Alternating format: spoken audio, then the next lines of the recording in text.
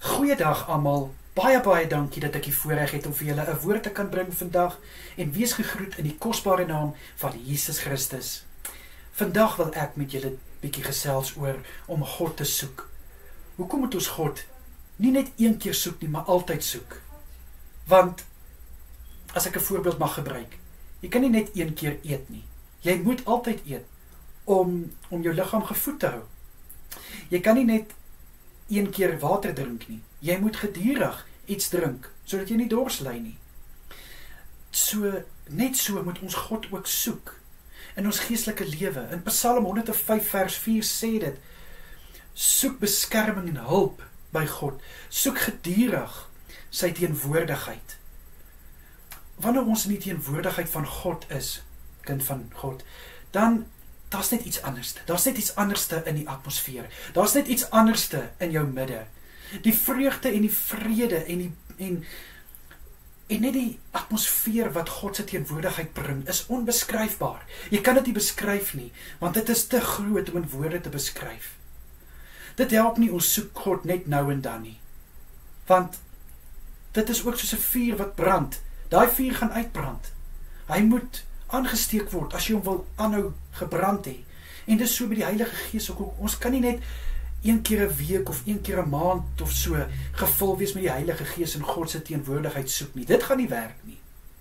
Ons moet God op 'n daaglikse basis soek. Ons moet sy aangesig soek.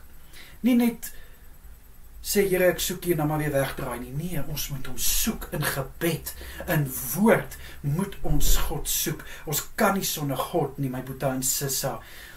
So ek wil vandag vir jou sê, as jy voel God is ver van jou af, jy kan hom vind. Jy kan hom soek. Jy het die vryheid om vir God te kan soek. God is nie te ver om gevind te word nie. En ek kan jou waarborg, jy gaan 'n aanraking vind in jou midde, waar jy is, soos nog nooit van tevore nie, as jy God soek. God wag vir jou. Hy wag vir jou. Hy wil deel van jou lewe wees. Hy wil in jou midde wees. Hy wil daai teenwoordigheid bring wat net soveel dinge laat omdraai, dinge wat nie daar hoort nie. So soek God. Moet hom nie net nou en dan soek nie. Soek hom gedurig.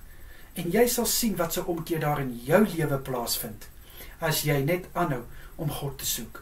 Hoe meer ons gevul is met God, hoe meer kan ons teen Satan en sy slinkse planne staan. Kom, ons gee nie vir hom 'n gap nie, my boetie en sissa. Ons gee nie vir die duiwel 'n gap nie. Laat ons seker maak, ons is gedurig gevul met die Heilige Gees. Kom, ek bid vir ons. Here, dankie. Dankie dat U nooit te ver is om U te soek nie.